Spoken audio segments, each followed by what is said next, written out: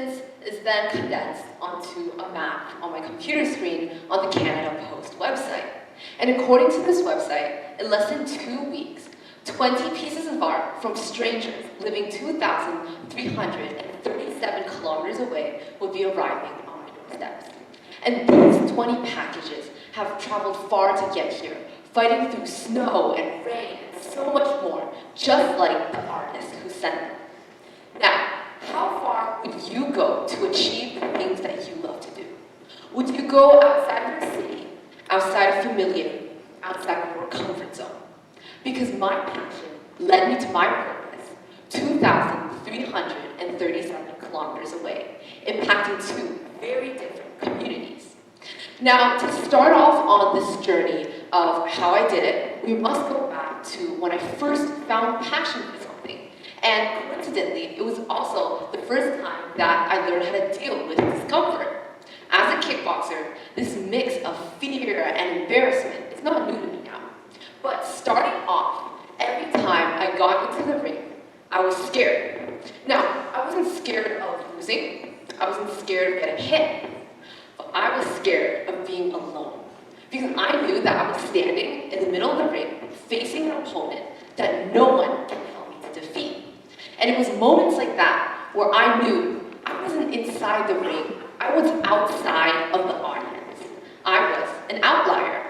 However, what made me finish each and every one of those matches was that discomfort melted into passion, into love for everything that happened within those 9 minutes.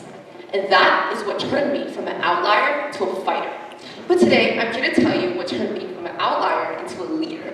And I had to do so much more than just turn fear into the familiar comfort zone of passion that I found within sports. I had to turn it into purpose. Purpose that can overcome frustration and rejection, all vital parts of changing the community that I would soon learn. Well, what was I trying to accomplish?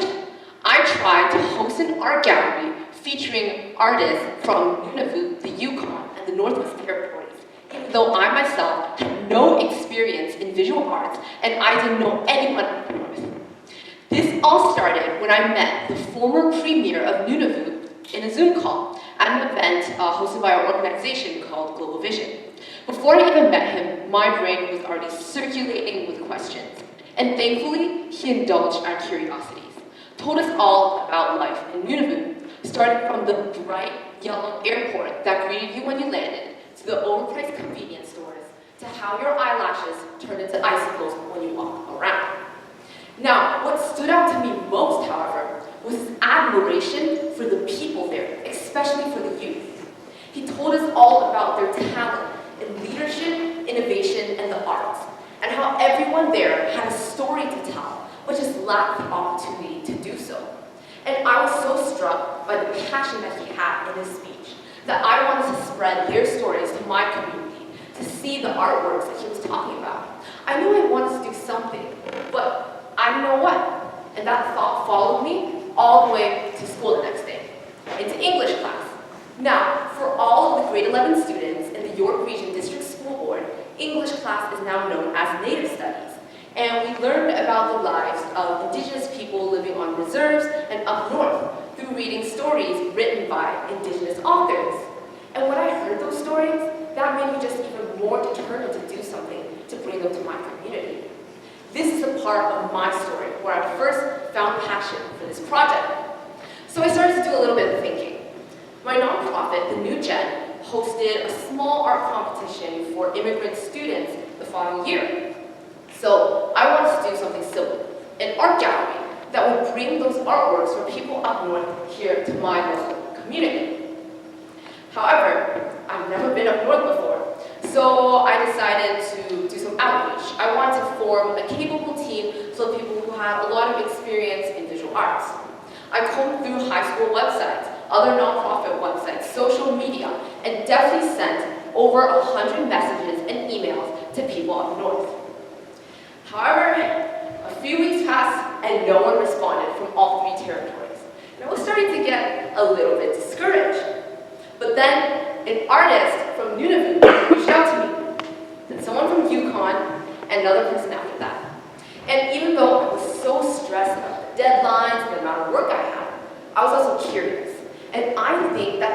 best part of being an outlier in this experience was that the unknown didn't scare me, it made me curious. So I reached out to all of the artists, and even though their artwork was absolutely beautiful, what really made me question and wonder was their stories. And I could only sit back and listen as my entire perspective on art and being an artist in Canada changed. And most importantly, I found out I wasn't the only outlier in this experience. I wasn't the only one pushing through barriers and people trying to stop me from doing what I wanted to do. And to give you guys a little bit of insight on the conversations, here are some of the things that stood out most to me through my interaction with these artists. The most eye-opening experience when I was talking with these artists was the struggles that they had to face. Struggles that someone in Ontario would not even have to consider. A mixed media artist from Nunavut named Jukapa told me this. One of the biggest struggles for me as an artist is finding proper space to create. There's an intense housing crisis in Nunavut, whether that is poor housing structures for a cold environment, mold, or simply lack of enough housing for the population. I create all of my work out of my bedroom. Some other artists have a sea camp as their studio, or a small shack. There's no art center in my territory, nor in my town. Now, imagine being as talented as an artist as Jukapa, and not even having a roof over your head to create your craft. Imagine having to worry about shelter, where you spend the night, instead of what colors you use to paint your vision. Another artist, a comic book illustrator from Yukon named Cody, told me this. Being an artist in the North presents both a unique challenge and a unique advantage. Everything in the North has to travel further to get here, so everything is more expensive. The harsh weather and remote location makes the already expensive goods far scarcer than in any southern province. Now, how would you create art without the proper materials to do so? Because some artists have to choose between investing in their work and providing basic necessities. These are all struggles that the youth up north have to face and innovate a solution around, putting them on already a much more difficult path than artists down south.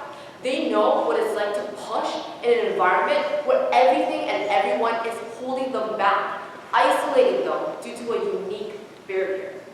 However, what really stood out to me was their willingness to keep fighting for belonging, not just for themselves, but for everyone who has experienced something similar and who sees their artwork. A good example of this is what Laura told me. She said, there were lots of art around, but nothing that really spoke to me. Because of that, I felt like the art I was making wasn't something that belonged in the Yukon. She uses her art to express those feelings of exclusion and now creates a community for everyone who has experienced something similar. Cody also said, admittedly, when I moved here in 2020, I believed that northern artists meant someone who paints exclusively caribou, ravens, and landscapes. However, since living here, I've learned that it's the environment that shapes the community. It's a place that creates a sense of home and belonging. However, the quote that stood out to me the most and stayed in my mind long after my conversation with them was by Jukapa. They said, all my artwork is for people to feel belonging. My art is created from my life experience as a non-binary mixed Indigenous youth. They are extensions of me. I strive to elevate Inuit in true self-love and celebration for our culture through all my creative work. Seeing the sense of community that these artists have built through their works just showed me the power that an outlier can hold when they're passionate about something. And to show you guys why I was so moved, I'm going to display some of their work. I want to show you all of their artwork, but unfortunately that would take away from the surprise of going to the art display yourself. The first one is a woven art piece done by an artist from the Yukon named Naja. And these are stamp made from rubber boots by an artist in Nunavut named Siku. And this is also somewhere in Stanford. So, now I've decided to face this challenge of hosting this art gallery head on. And as I stared at this blank canvas ahead of me, I begun to paint. From renting out an art gallery space to collaborating with community partners to ensure that my display was equitable and accurate, to picking out exactly what pieces to put on.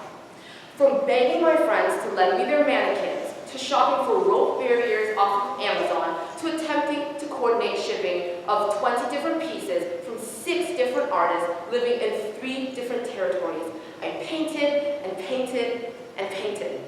And it's safe to say that this art display, it's still a work in progress. But don't all masterpieces start off that way? And we do have a set date and venue, so please feel free to visit the McKay Art Center on Unionville Main Street from April 12th to 16th. And when you go there, beyond the art, I hope you see that we're displaying things that society didn't deem to belong. I hope you see improbability turned into certainty, barriers turned into stepping stones, and most importantly, the isolated turned into a community united by passion. Because it is passion that transcends the 2,337 kilometers between Ontario and New York.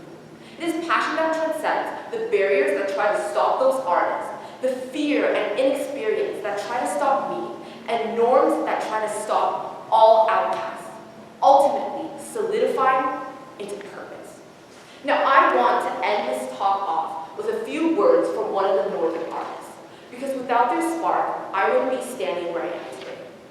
Jukapa says, every creative thing I do is to build space for anyone out there that doesn't see that they deserve space, to be who they are, to finally take their own steps, to stand large. So, to all the outcasts out there, look for one another, inspire one another, and don't just build a community, but build a community of leaders and change makers. And don't just stand together, but as Jukapa says, stand large. Thank you.